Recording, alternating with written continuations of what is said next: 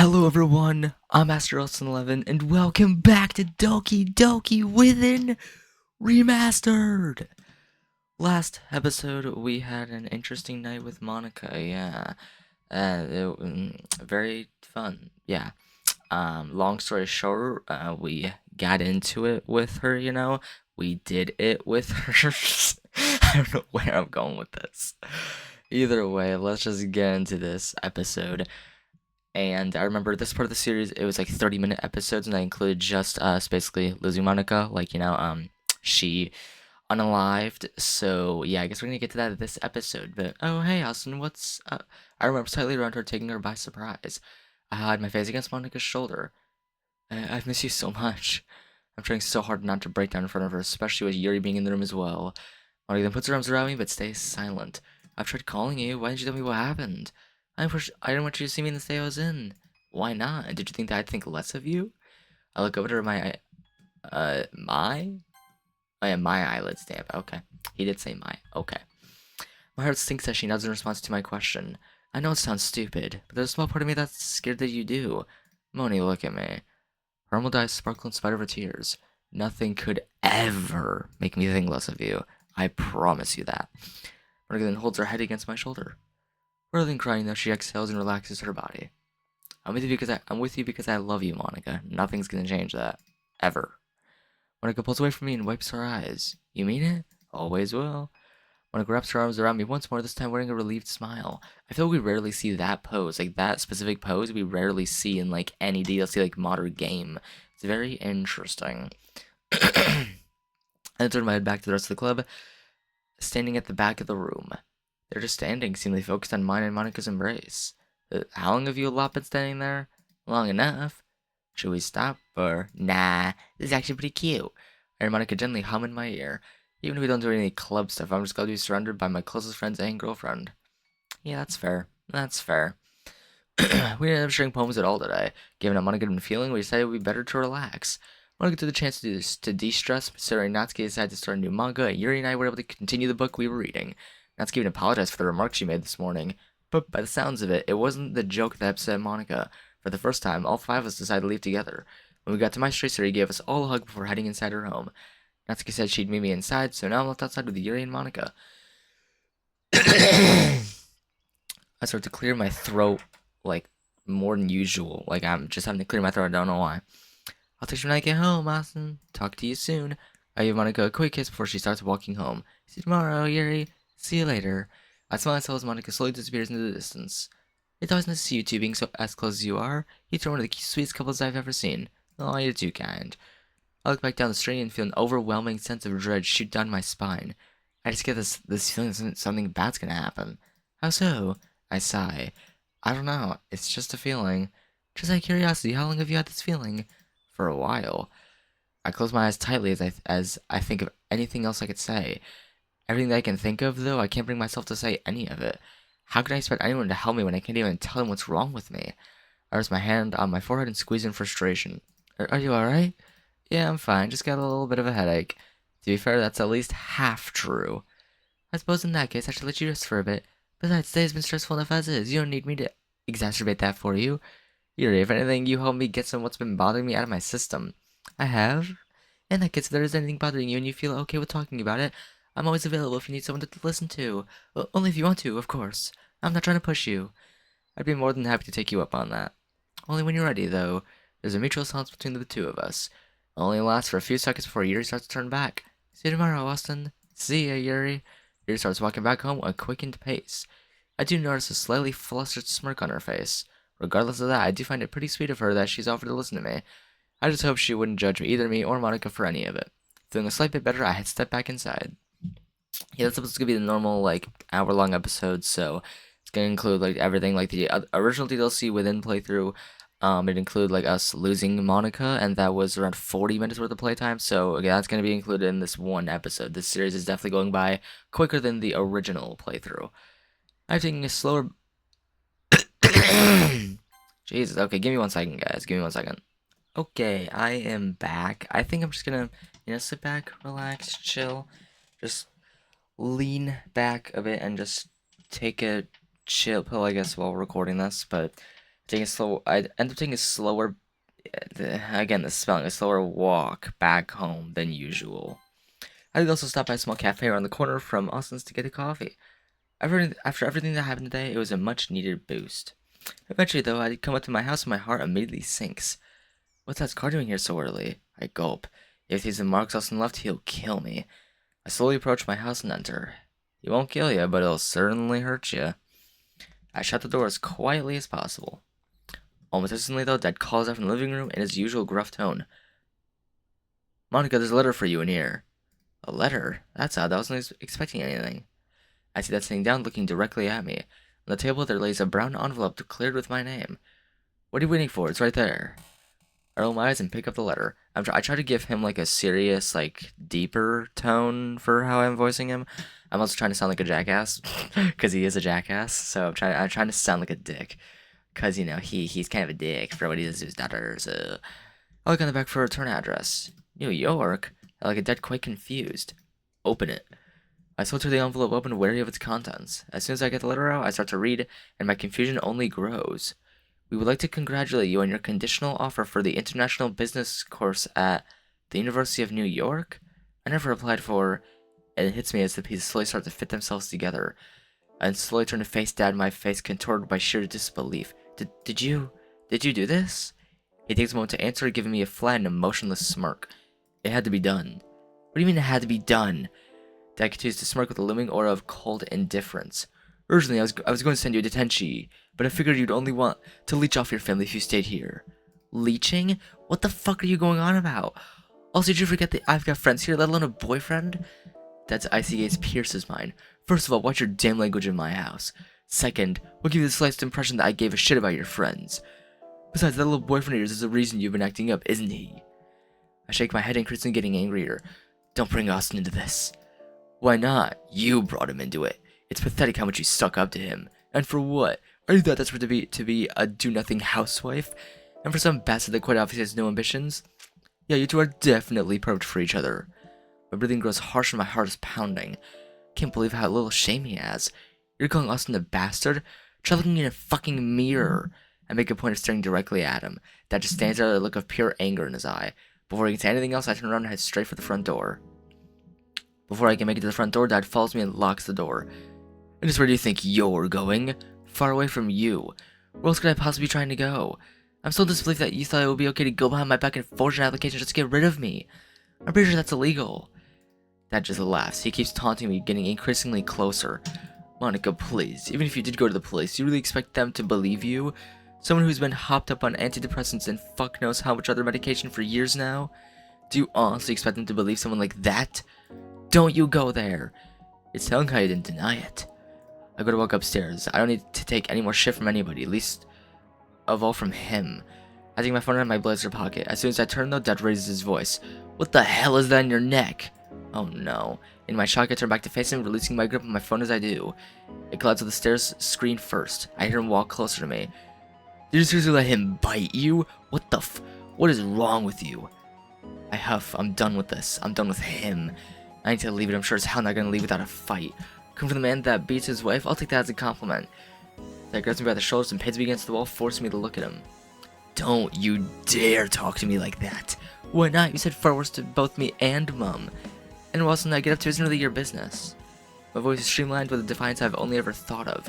I kind of find it funny you've been all worked up over my relationship. Why?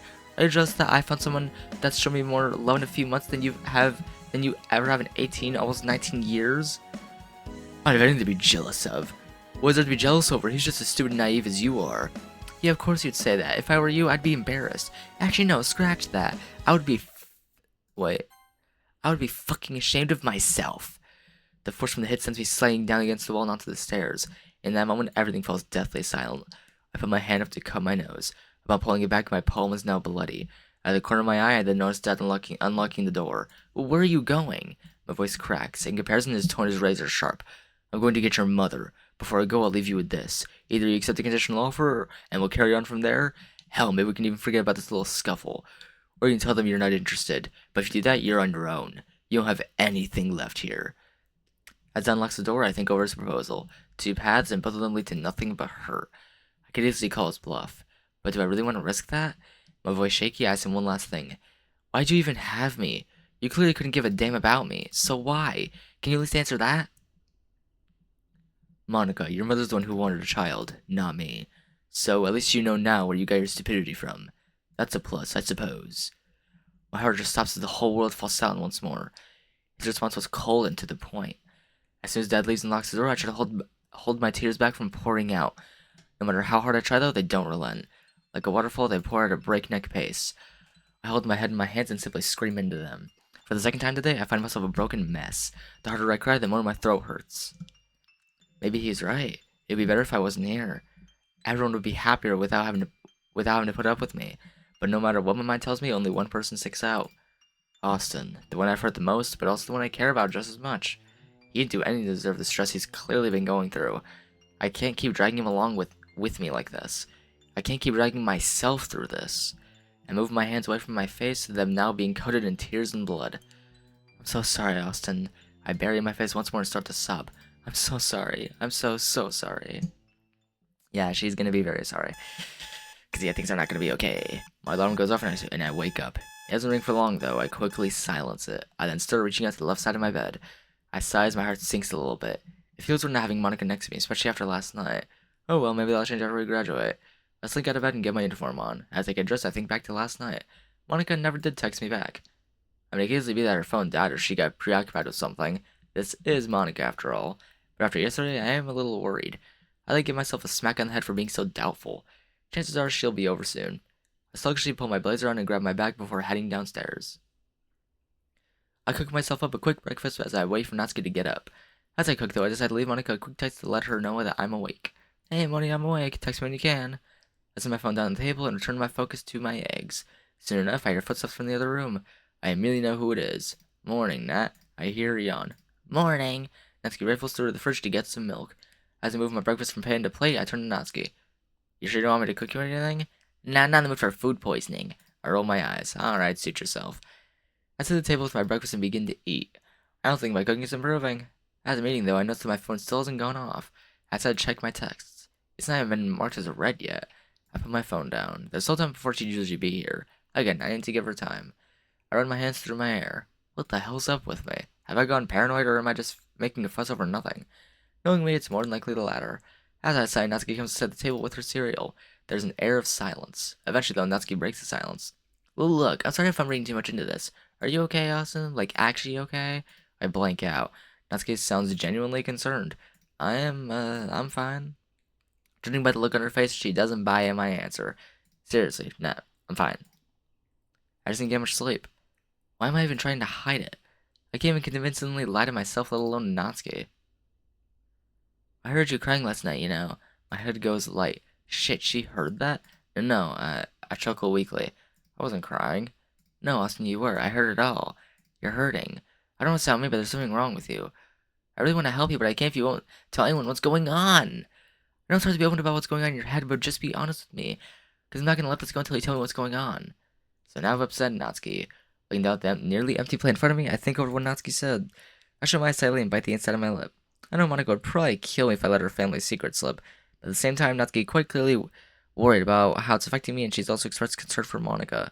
Plus, she's our friend, let alone she's probably my stepsister at this point. I should be able to trust her. With a heavy sigh, I look up at the weird girl in front of me. Do you promise to keep this between us? Unless I get concerned when you're gonna do something, then yes. That's good enough for me. I sit up a bit and look her straight in the eye. Remember how Moni stopped by the other night, and how she nods still cautious. Well, after everything that happened yesterday, I'm scared that Monika's dad's gonna hurt her if he finds out what we did. Like, more than he already does. Natsuki looks at me in both shock and disbelief. He hurts her? Mostly it's emotional abuse, but there's a part of me that thinks it's more than that. My voice chokes a bit. I mean, he already beats her mom, so it wouldn't play surprise me. Natsuki gasps. He does what? I nod my lips, slightly quivering as tears start to burn my eyelids. It feels like there's nothing I can do. I would call the police, but even then, how could I prove anything? For fuck's sake, her dad already hates me enough. God only knows what would happen to me if they couldn't prove what he's been doing. Jesus. My hands are trembling at this point. I look down at my plate. It looks as if my tears have mixed with what's left of my eggs. I can't do a thing to protect the woman I love. Also, you're trying to suggest that what's happening with Monika is your fault, then stop. I can't explain why her dad's the way he is, but you can't blame yourself. We fall silent once more. The short silence is then broken by sounds of knocking at the front door. Monika. I go to get up and Natsuki stops me. If you don't mind, I'll go get it. We'll talk about this later. I want to protest, but I feel like that would only cause more problems. I nod and go back to eating my now stone-cold eggs. Natsuki goes off and unlocks the door. It doesn't take me long to find out who was at the door. Morning, Natsuki. Where's Austin? He's in the kitchen. With Sayori. I get her Sayori running down the hall. Hey, Austin. Austin, are you alright? I stare blankly at Sayori. I step up from my chair and go to pick up my bag. I then sling my bag over my shoulder and walk out the house without giving her an answer. Oh, we're clearly not doing okay. Clearly, we're not doing okay. Clouds are dragging, but eventually the bell rang out for lunch. Unlike most days, I didn't bag anything or get anything from the cafeteria. I just headed straight for the roof. Natsuki did offer to join me, but I just told her I needed some time to myself. I found myself staring out towards the skyline. That sounds comforting, yet oddly lonely. I usually be up here with Monika. We usually either chat about our day, our dreams for the future, or just silently find comfort in each other. But I can't do that without her. And even if I could, the only thoughts of her I'm having right now are whether or not she's okay. I've been worried sick about her before, of course. There's more than that. More than just simply being worried. It feels like there's a weight yanking against my heart just about ready to rip it out. I checked my phone for quite possibly the millionth time today. Still no text back. I rang her again. Hey, Monika. Sorry I can't go to the phone right now. Leave a message. As the answer machine tone plays out, my heart sinks faster than usual. Just what could have happened to her? I keep telling myself that she's ill. It would certainly be seen as desperation by anybody else. I decided to ring Harumi. If anyone knows where she is, it would be her mom. Well, actually, real quick, let me try and change something. So the mic might sound way quieter now, but let me try and do this. Hopefully, okay. I'm gonna see how this works. I'm gonna try this for a bit and just see how this audio works. Just let me know. Is the audio good, guys? Just I don't know whether this audio is better or not. I'm gonna try it for just like a good minute or something. But then I'm gonna switch back to how the audio settings were before. So you know what? Just because of how I know I have to be more quiet when recording, especially when I'm not home alone, let me try and see how this goes. Because honestly, I don't know how it's gonna work. But Austin, what's up? Hey, this is gonna sound like a little odd, but you seen Monika at all today? She's been in school all day. I just wanted to know if she's okay. I take a deep breath, knowing deep down how crazy this all seems. Hermie stammers slightly, seeming surprised. Well, she told me about what happened yesterday. She could just be having a mental health day, you know? Despite the lingering tone of concern in her voice, she does her best to reassure me. I can always text her and tell her you wanted to check up on her if you want me to. Yeah, if you're okay with that. If I told her that money wasn't answering my calls, she'd probably be more worried than she probably is. Of course. Anyways, I gotta get going. Got a meeting in 2 minutes. I'll call you later. Okay, speak to you later. After she hangs up, I summon to a nearby bench. On one hand, I'm thankful I've got an idea of where she could be. If that is the case, I wouldn't exactly blame her. That being said, though, even Harumi sounded unsure. I run my hands through my hair and sigh. She's fine. She's fine. You're just going mad. I pull my thoughts by the sound of the door opening. I look over and see Sayori. She walks over and sits down next to me. I thought I'd find you here. Her voice is soft. I look down the concrete floor, breathing slowly. Okay. Seeing as how I know how the audio settings are now based on this, I don't know whether I like these more or less. I'm just gonna change it back to what it was, and I'm gonna hope for the best. So, yeah, I'm gonna hope for the best. Let me just go ahead and decrease it back down. There we go. Normal audio settings again. So now the audio is normal like usual. So yeah. Hey, Sayo. My voice is barely above a whisper. There's a heavy silence between us until Siri pulls out her lunch. Even then, we don't say anything to each other. Sarah then holds a sandwich up to me. Sorry if the audio was very loud there. I apologize. But Sayori, you need to eat. You look hungry. Showing a slight bit of reluctance, I take it and slowly start to eat. In all fairness, I don't feel too hungry, but it was nice of her to offer me something. After I finish, she turns to me again. You feeling any better? I shake my head. Christ, I'm blowing this away out of proportion. Maybe Moni's just ill? Although it doesn't really explain why she's not tried to get in touch. Unless her phone's broken, but I don't know about that one. I nod. Maybe. I did call her mom and she thinks she might just be having a mental health day. I look out towards the city again. I just hope she's okay. She already pats my back. Hey, I'm sure she is. and she's probably hoping her sweetheart's okay. I want to believe that, sir, I really do. But I can't shake this feeling that something's wrong. Suddenly the bell rings. I guess that's our cue. Starting to start to walk back down. Time for the day to drag again. True. The day does drag along, so... School day finally finishes, and once again I find myself in the club room. To be honest, I'm surprised we're here. It's been about 15 minutes since today's meeting started, and none of us have said a word to each other since we came in. Started fiddling with a small eraser at the front desk. Natsuki's reading a volume of her Parfait Girls. Yuri's reading on her own, and here I am, just staring out the window, longing for the club's missing piece. I can't explain why, but it feels like that without. It feels like without. It feels like that with Monika absent, the entire group dynamic seems to have been thrown off completely. I look away from the window and pull out my phone, immediately going to my photo gallery. Finding myself flicking through the several photos of me and Moni, I smile for what feels like the first time today. There's something about those eyes paired with her smile. Something ethereal about her beauty. I sigh lightly, causing Yuri to look in my direction for a moment. After another couple minutes of silence, Yuri gets our attention. Okay, everyone, I think it might be a good idea to end today's meeting earlier than usual. We look blankly at Story for a moment before we collect our stuff. I was thinking we could all work together again, so none of us feel alone. Sarah flashes me a weak smile. I look down to avert her gaze, causing her smile to falter. We silently agree to Sarah's request and walk out of the club room. Yet things are not okay. Most walk back silent aside from some occasional small talk between the girls. As for me, I chill behind the trio, my eyes mostly focused on the pavement. Yuri's first break from the group, followed by Sayori. As Natsuki unlocks the door, my phone starts to ring. I rush to take it out of my pocket, still holding out for being Monika. I look at the screen, sigh a little, and answer almost immediately. Hey, Mom. Hey, hon, are you and Natsuki back home yet? Yeah, we just got back. Why? Well, Mom and I are gonna be back a little early today, mainly because him and Natsuki go back to theirs tonight. We were thinking about ordering in tonight if you two would like. Well, that's certainly a bit of an upper. I mean, I'm up for it. I'll just check with the gremlin. I hear Mom laugh on the other end as I pop my head indoors. Hey, Nab, Mom was on about ordering in. You want anything? Well, duh. Of course I do. I put my phone back to my ear, and that's a yes from her. All right, we'll see you two later. See you later. Tell Monica I said hi. Will do, yeah. I quickly hang up before Mom can notice any change in my tone, and head back inside to get changed. Yeah, that doesn't... Definitely not great. I mean, definitely not very good. Because, yeah, if she notices her tone, then she'll know that something's up. She'll know that something is up. Things are not good. Things are not okay, to say the least. Mom and Mamoru came back around an hour or so after Natsuki and I came back. They ended up ordering Chinese food. During the wait, I decided to try ring Monica again in hopes I'll at least hear something back. Alas, there's no change. As I lay my phone on the side, I spot Natsuki in the corner of my eye. Still nothing. I shake my head. Nothing. Damn. I don't know if I'm just being paranoid, but I'm worried, Nat. I really am. To be honest, considering what you told me this morning, I don't blame you for being like this. Like, I'm concerned too. Not just for her. Not just for her, though, for you as well. Damn, am I getting that bad? Not don't waste your energy on me. Natsuki scowls. Are you Natsuki stops herself from raising her voice. She gets close up to me and lowers her voice.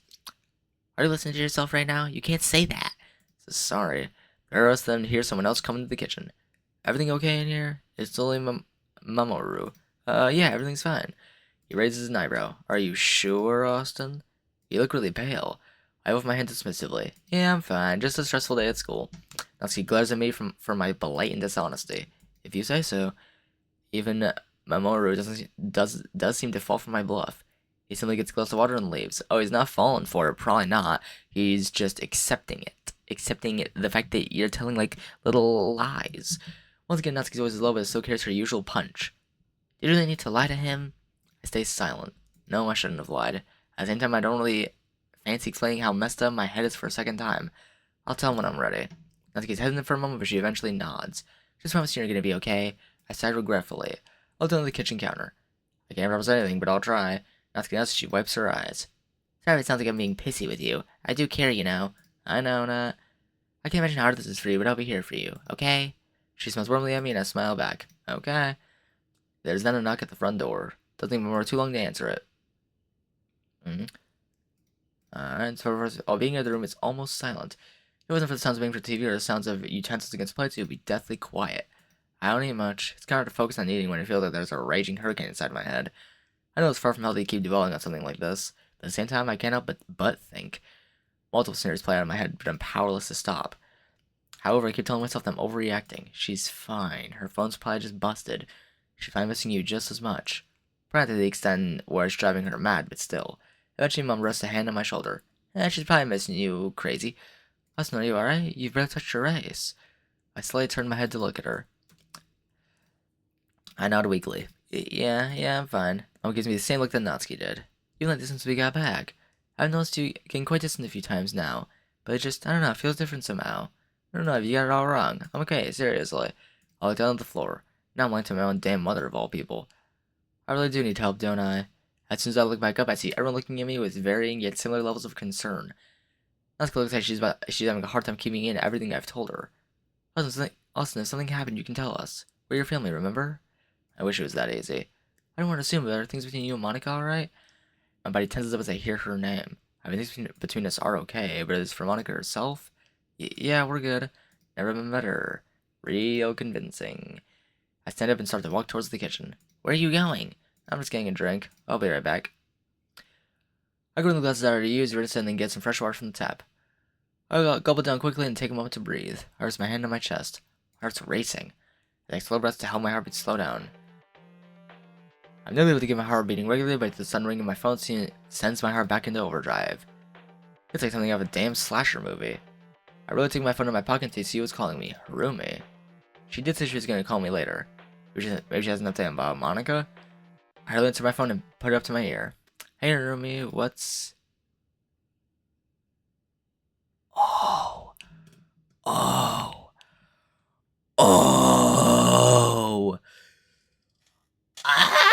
We're not even 30 minutes in! I thought this would be like an hour into it. I thought this would be like 45 minutes into the episode. We're not even 30 minutes in!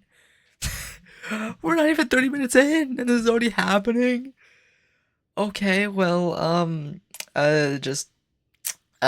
fair warning, guys. If you are sensitive to the topics of self-harm, any of that, then click off the video right now. Click off. I do not want you guys to watch the video. If you don't like these kinds of topics, just click off now. Yeah, just click off the video now. If you don't like these topics, just click off now. Seriously though, if you are sensitive to these topics, don't watch on. Just don't. I'm silenced by the sounds of Harumi sobbing down the line. My voice goes from harsh to soft and shaky. Harumi, what's going on? Austin, it's Monika. She falls silent. I take a moment to respond. Is she okay? More silence. I then hear her give a heavy sigh. No, she's not. My heart stops beating. My face is frozen in shock. Harumi's voice chokes. We just got back from work. I went to check up on Monika because she hadn't been answering my calls since you called. What? When I got to her room, I opened the door and I saw her. She was just to cry again. The longer she does, the deeper my heart sinks. This part, I'm not gonna lie, this part makes me think of like what it looked like from Harumi's angle, and I can't help but be like, oh, I can't help but like think, it's so bad. It's so bad. She was what, Harumi? I don't want to click on. I don't want to click on. I don't. I don't want to click on, dude. Okay. Time to hear it. I mean, after we finish this mod, I'll be moving on to, Shadow Time Rewind. And then from there, maybe I'll be remastering the original DDLC playthrough. But for now, let's focus on this sad scenario which is happening right now. My question's shaky voice carried an air of worry. She's gone, Austin. She's gone. I found her. She overdosed. She inhaled, sounding breathless. And from what the first responders told us, she may have done it this morning. Maybe even last night. There's another thing they could have done. I stay silent. I can't begin to process what I just heard. All the time I'd spent trying to call her this morning, and she was already dead? And last time I heard her voice was a fucking answer machine? No. My breath becomes shaky as I try to find the words to say, but I can't find them. I so desperately want to call her bluff. But why would we lie about this? Hell, who would? I'm so sorry, Austin. I didn't know how else to tell you. Harumi. I struggle to find the words to say. I'm sorry too. I can't. I choke a man's voice. Harumi stifles a sob over the line. I didn't overhear a second voice, one more abrasive and gruff. Daisuke. Harumi nervously mutters something. Rather shyly, I speak up. But what's going on? Sorry, Austin. I'll call you later. Rumi, wait! She goes before I can even finish. I put my foot on the side before running my hands over my face and through my hair, trying as hard as I can to keep it together. That's proving itself to be difficult, as the only thought running through my head is... I didn't even get to say goodbye. I mumbled that to myself as I tapped the kitchen counter with my fingers. My lip quivers as tears continued to form in my eyes. I didn't get to... I turned my head and see Mom just walking in, quite possibly overhearing my end of the conversation with Harumi. After all, I wasn't exactly quiet about it. Austin, her was cautious as she looks at the state I'm in. I like when shaking my head. That was Moni's mother. She found Monika. She's... I fall silent and lock eyes with Mom. I opened my mouth, but words failed to come out. Only a whimper. I then turned from her and started walking out the kitchen. Mom does try to stop me, but it proves no use. I head toward the front door, only stopping by the shrug to get my trainers. On the other mind, I hear some quiet footsteps approaching me. Looking after a small voice sheepishly pipes up behind me. Austin? What are you doing? Nothing. My dry, quickening tone doesn't help my case. It certainly doesn't look like nothing. Despite the son's carrying a semblance of Natsuki's usual snark, her delivery is a lot more concerned. There's sounds between us all, between us as I tie my laces. After I'm finished, I stand straight and grab my jacket from the coat pegs. Molly grabs my arm gently and I look back at her with a blank, drained expression. Her expression is one of curiosity and worry. Please, Austin, you can't talk to me, you know. I'm silent. How could I even start to describe what happened? I clutched the hood of my jacket, my hands starting to tremble. I'm fine, I'm fine. Well, you certainly don't sound fine. Austin, please just Natsuki, I'm fine. My tongue disagrees with my words no matter the stern facade I attempt to show. By the look in her eyes, I can tell Nat's scared. I look away from her as I hurriedly pull my jacket on. As I turn towards the door, I am once again greeted by Natsuki, this time looking more assertive. Could you move, Nat? I don't have time for this. I need to get out of here. I need to get to Moni's. I'm not budging. Not until you tell me what's going on. I told you I'm fine. Someone just came up in Monica's place. So if you could just please move. The voice keep becoming increasingly more strained and desperate. I grab the door handle and for Natsuki to grab my wrist before I can grab a hold of the handle. No, you're not fine. For Christ's sake, you're pelting the bloody ghost. Natsuki, get out of my way! I try to brush past her, but Natsuki holds me back. Again, for someone of her stature, she's quite strong. I eventually relent in frustration. As I do, Natsuki's expression softens. Wait, what happened to Monika's? She... My voice clearly trails off as everything falls silent. The reality situation becomes increasingly more and more apparent to me. Monika's gone. She's not on holiday. She's now over at her grandparents' place. She's gone. My heart starts to beat faster and faster and faster until it feels like my entire body feels like it's going to abruptly shut down. My head starts to feel light, my hands become far more shaky and clammy. Austin? Let's starts timidly approaching me where he's plastered all over her eyes. The closer she gets though, the more I step back. Eventually I find myself backed up against the wall. Once more tears start to form in the corners of my eyes. Jesus, dude, just Jesus. Yeah. Once more tears start to form in the corners of my eyes. Nancy takes a step back and inverts her gaze, the look on her face softening once again. Perhaps deep down she knows exactly what I'm about to say. It's Monika. She's I took my voice falling silent once more.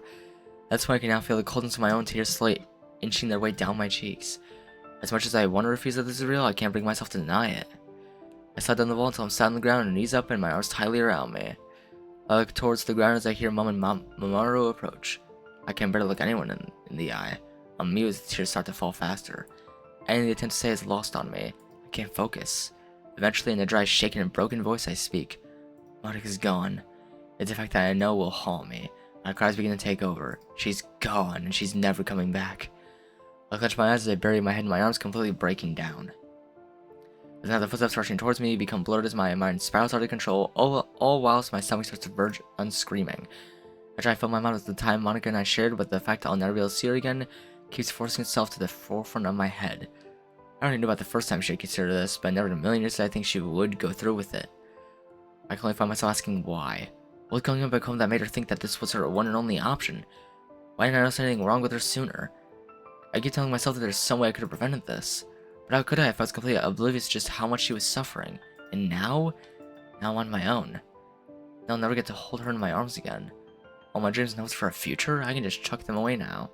She's gone. She's never coming back. And worst of all, I never even got the chance to say goodbye. Yeah, damn. This part just makes me not want to record this anymore. This just makes me want to just stop right now because it's just so sad. Now we're on Act 3. Oh boy, I'm still going to record this for a bit, at least 10 minutes or 20. Probably not for a full 1 hour, but at least a bit longer. Wow, just that sad moment, it makes me not want to record this anymore. I'm not gonna lie, it makes me not want to record this anymore. I lay sprawled out on my bed. Once again, I wake up in a cold sweat. Another night, another nightmare. It's the same since the night I lost her. That being said, I didn't even sleep that night. Not that it's been any easier since then. All I see when I close my eyes is just her calling my name, asking me why I wasn't there. I wasn't there when it happened, yet my mind still finds a way to remind me. I try to sleep again, but I'm restless. Rather reluctantly, I get out of bed. I struggle to find an ounce of motivation to do anything.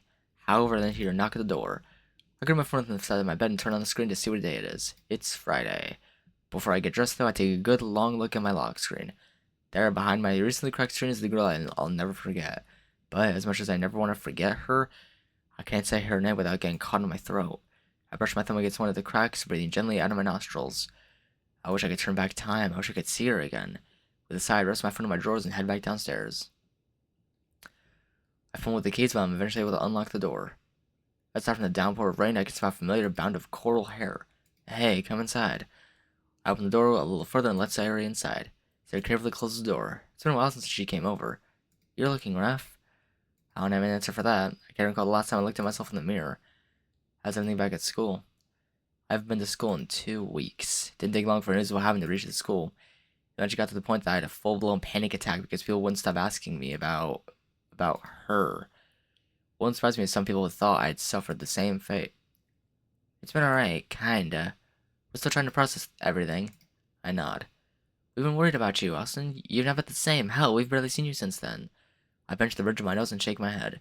She's got more than enough to worry about already. I don't need to add myself to the list. I'm trying to be here for you. I put my foot against the wall and slowly breathe. Says sorry. Thing comes behind me and pats my back. I know you're hurting, so I'm not going to hold it against you, but I'm going to try to be here for you as much as I can. I look back at her and smile weakly. Thanks, Sayo. You don't need to thank me. I'll never understand how serious put up with me all these years, but I'm glad that she's around. Sharon takes her phone out of her jacket pocket. I know I only just got it, but I gotta get going. Alright, Sayori. If you want to go, come over to school to keep you company until my parents get back. Of course, if you want me to. I mean, with tomorrow being the day of the funeral, I could do with all the company I need. Yeah, I'd like that. I'll see you later then. I force a smile. Yeah, see you then. Sayori beams before leaving. As soon as she leaves, though, I find myself alone once again. Alone with my thoughts. Maybe I can use this time to get some writing done? I might not be currently going to school, but I am still part of a literature club, alone one that was run by my girlfriend. So the least I can do. I don't want to let her down again now, do I? Yeah, probably not. Jeez. Waiting for me. As soon as we step in, we do what we've been doing for the past few weeks. Nancy reading on her own, Yuri sat on the desk close to the window, gazing out the rain. And I'm just sitting at the front, completely clueless on what to do. I think consider putting the club on an indefinite hiatus not long after I found out what happened to Monika. But I personally felt that keeping the club going would be what she would have preferred. She always wanted the club to continue after we were gone. It would be a bit of disservice if we were to abandon what we all had worked so hard for. Still though, I'm heartbroken that she's gone, we all are. And at the same time, we're all concerned about what Austin might do. Natsuki still hears screams from that day. Yuri for a time thought she had something to do with it. Eventually though, Natsuki told her everything that Austin told her. And absolutely worried that he might completely snap. I desperately want to give him the benefit of the doubt and say he'll recover, but I can't be too sure, especially with tomorrow looming. Figuring I should at least keep myself active, I go to see if either of the girls want to talk. I approach Natsuki only notice the small weighted earbuds she's wearing. Instead, I pull out a chair and sit in front of Yuri. You okay, Yuri? I'm doing okay. I could be doing better, but I'm okay. She smiled warmly, I smiled back. I'm glad to hear that. Can I ask you something, though? Of course, Yuri. How's Austin been? I know it's not of me to ask, but I know you two are close, so I just thought. But plus, you may or may not have been on my mind lately. I think for a bit. And of everyone, Yuri's been the one that has had the least amount of contact with Austin since he had stopped coming in. I know him and Yuri had a bit of a close-ish friendship, so I would feel wrong about leaving her in the dark. Austin's doing alright, but I'm worried about tomorrow. As am I. I can't imagine it's going to be easy. Like, I know us three are going there to support him, but is that going to be enough? He looks out the window once more. I reach out and rest a hand on her wrist. You see what's on your mind, right? She nods. I know it's not the right time to ask, but do you still like him? Like, in that way? She goes crimson. I rest a hand on her shoulder. I'm gonna sound selfish. I quickly look towards Natsuki. She's still reading and listening to her music. I look back to face Yuri. Yuri, it's just between us, just like when you told me. I promise I won't judge. Yuri sighs. Well, yes. But I could never replace Monika. It's part of me that was jealous at first, yes. But I eventually realized the connection they had was something else. The love they had for each other meant a great deal to them. It's hard to see that sort of connection come naturally like it did with them. She thinks for a moment. I know I can never replicate what they had, let alone replace it. Even if I could, I wouldn't want to. But I still want to seem happy. There's no Monika would have wanted. I give you a teary-eyed smile. It is, yeah, it is. It's what we all want. I get up and start to walk back to the front desk. However, then I hear a knock at the door. Outside, we don't usually get visitors. It's open! The door clicks open. Ryuji and Kyle silently walk in. I've seen Kyle around a few times, mostly because Monika was in the council with her. As for Ryuji, I've really only seen him around either Austin or Kaho. I can't really say I know him that much. So you wouldn't have seen Austin lately, have you? I saw him this morning.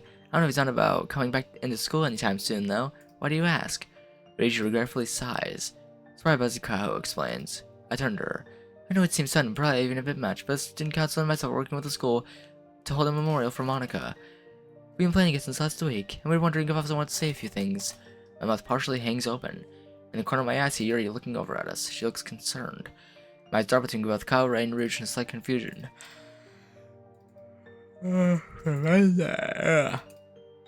Frustrated and unintentionally raised my voice.